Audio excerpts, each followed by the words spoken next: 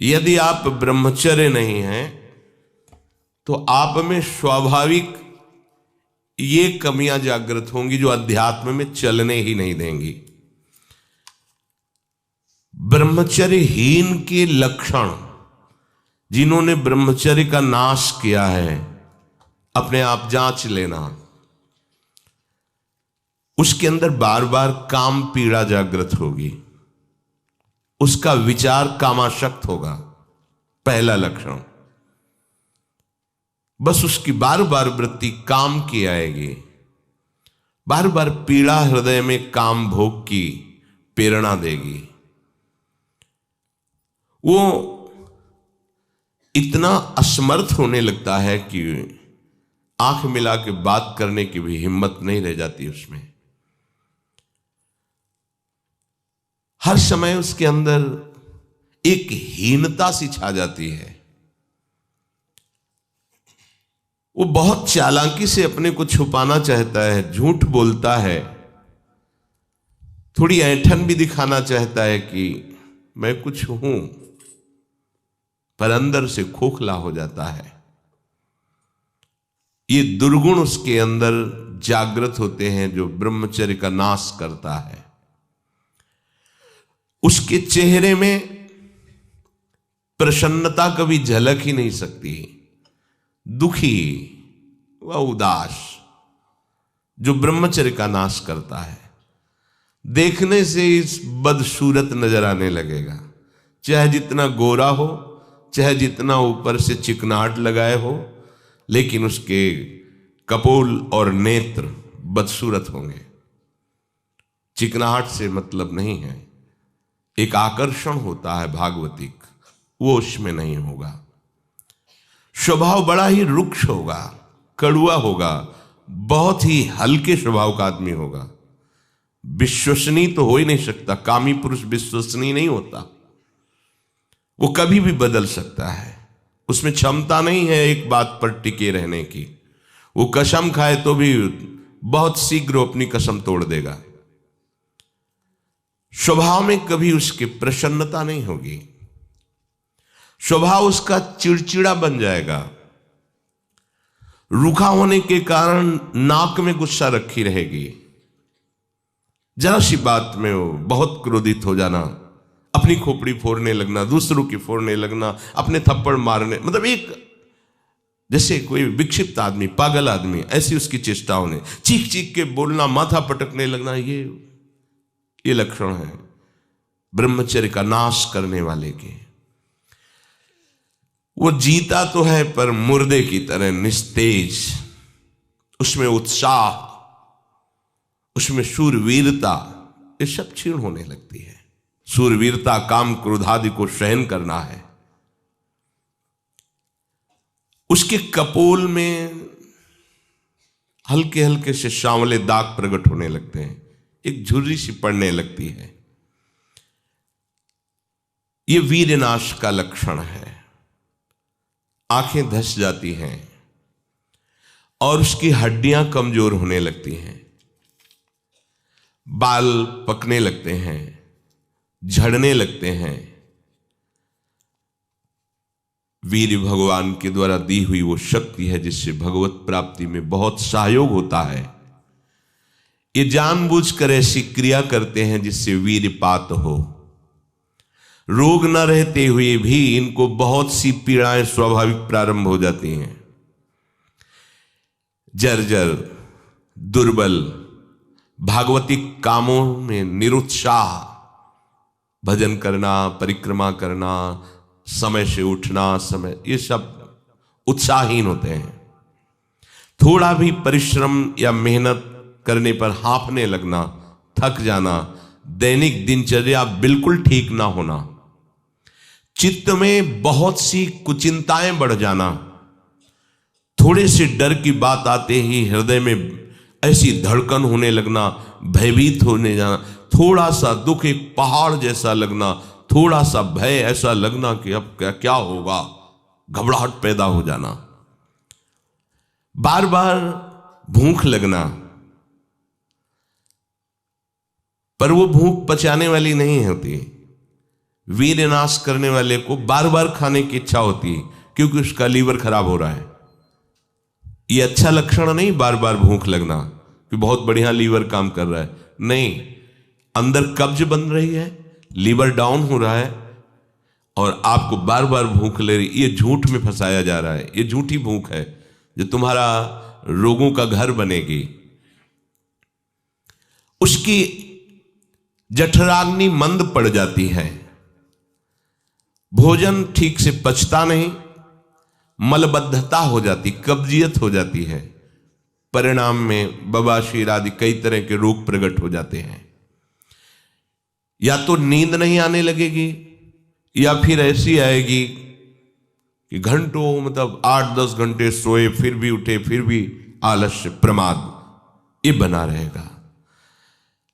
आंखों में हर समय भारीपन बना रहेगा, बिना किसी चेष्टा के रात्रि में स्वप्न दोष हो जाएगा, वीरपात हो जाएगा। ये उसके लक्षण है जो जानबूझकर ब्रह्मचर्य का नाश करता है। वीर का इतना पतला हो जाना कि लघुशंका के लिए जोर करने पर वीर निकल जाना बहुत बड़ी हानि है।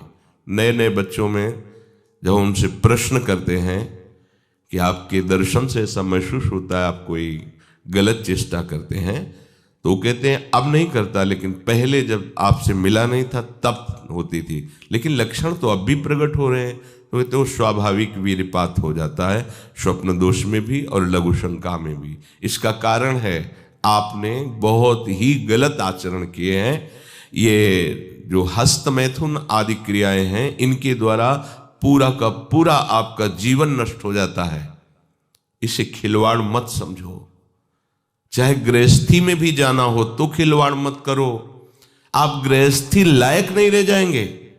आप जो गृहस्थ धर्म में संतानोत्पत्ति क्रिया है आप उसके लायक नहीं रह जाएंगे, आप में योग्यता नहीं रह जाएगी।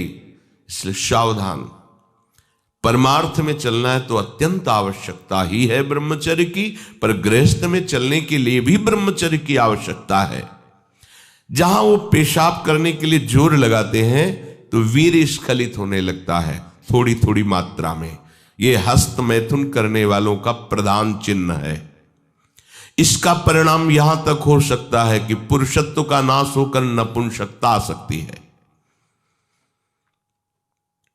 हाथ पैरों के जोड़ पर बिना किसी कारण के दर्द होना, कमर में, गांठ में, जहां संधियां हैं, अस्थियों का जोड़ है, वहां दर्द होने लगना, सर में जरा भी विचार करने पर दर्द पैदा हो जाना, किसी विषय पर विचार कर या मंत्र में ध्यान कर तो सर में दर्द होने लगना, हाथ पैरों में शिथिलता आने लगना, दिमाग में एक सनसनी पैदा हो जाना, कानों से शाय शाय शब्द सुनाई देने लगना, नाटक, उपन्यास और गंदी बातें, अश्लील चित्र देखने में बड़ी रुचि हो जाना। सावधान होकर श्रवण करें। भगवत मार्ग के उपासक हैं, कुछ उपासकों में जो बाहर अनुशासनहीन होकर के रह रहे हैं और उनके पास स्मार्ट मोबाइल क्या कहते हैं वो है, तो वो लोग कभी ऐसी गलती ना करें, सर्च करके ऐसे दृश्य ना देखें, नहीं तो तुम्हारा ऐसा नाश होगा कि तुम इस बात को किसी भी साधन से पूर्ण नहीं कर पाओगे।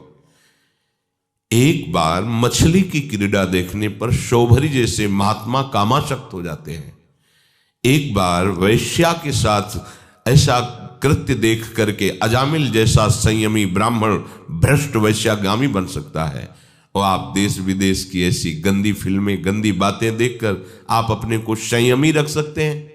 क्यों आप अपना नाश कर रहे हैं? क्यों आप अपने शत्रु बन रहे हैं? उपासक समझता है कि कोई जानता नहीं है, लेकिन तुम जिसको जानने के लिए चले हो वो तो तुम्हें जान रहा है ना। वो कैसे तुम्हारे सामने आएगा? कैसे तुम्हारे मुख में नाम चलेगा? कैसे हृदय में भगवत प्राप्ति का उत्साह रह जाएगा यदि आप ऐसा? उपासक को नाटक, उपन्यास, सिनेमा, अश्लील चित्र, गंदी पिक्चरें बिल्कुल नहीं। क्यों अपना नाश कर रहे हो?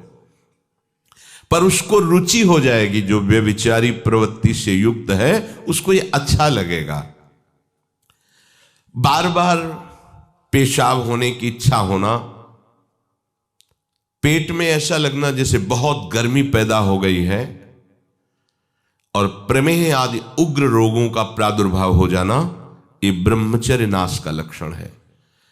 तलवे हथेलियों पर पसीना आने लगना, हाथ पैर में जरा भी काम करने के लिए चलो तो कंपायमान होने लगना, थोड़ा भी ऋतु परिवर्तन बीमारी को पैदा कर देना, थोड़ा सा गर्मी थोड़ा सा सर्दी, बीमार हो गया, उसे प्रकृति का प्रहार सहन न करने की सामर्थ्य आ जाती है।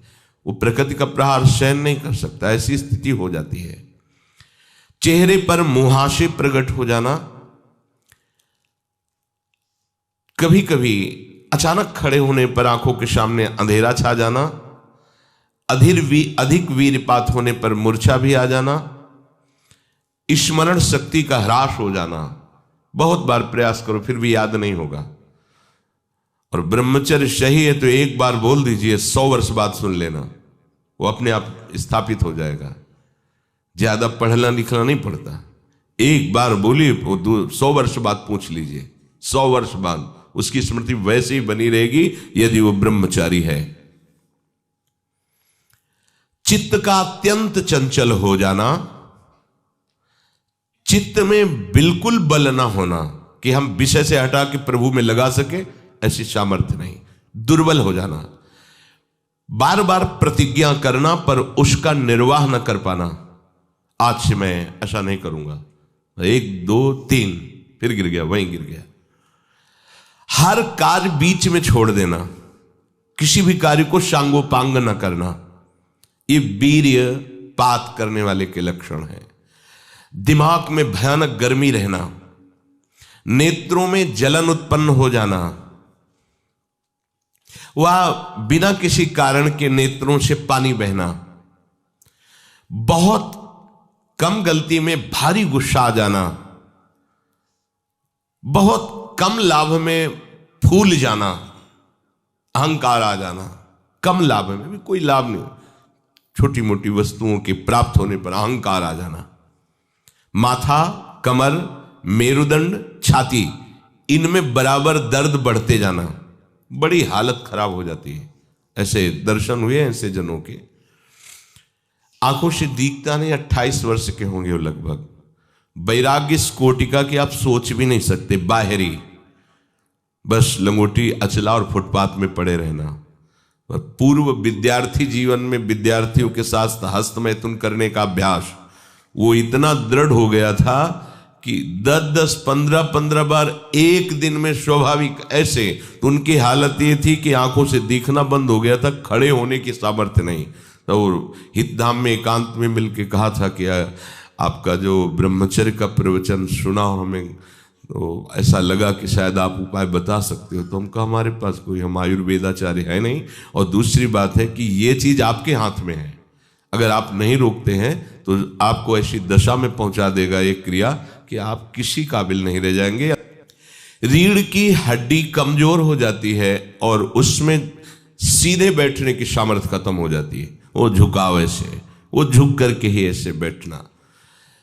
वीरपात करने वाले के मसूड़े में फूलना, मुख से दुर्गंध आना, शरीर का पसीना दुर्गंध युक्त होना, ये वीरवान के यहां से दुर्गंध नहीं आ सकती। जो वीरवान अर्थात जो ब्रह्मचारी है उसके यहां से दुर्गंध, उसके मुख से दुर्गंध नहीं आएगी, भले कुल्ला करे या ना करे, ये वीर में सामर्थ होती है।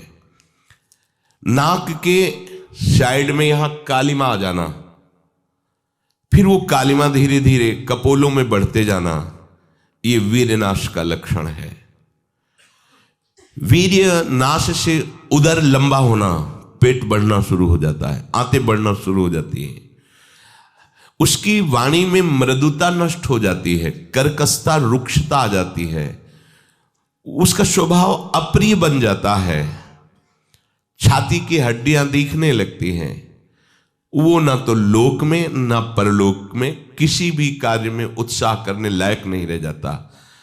वो जरा सी भी बात में बहुत बड़ा अपने को अपमानित होना समझता है। ये वीरपात से उसके अंदर दोष प्रकट हो जाते हैं।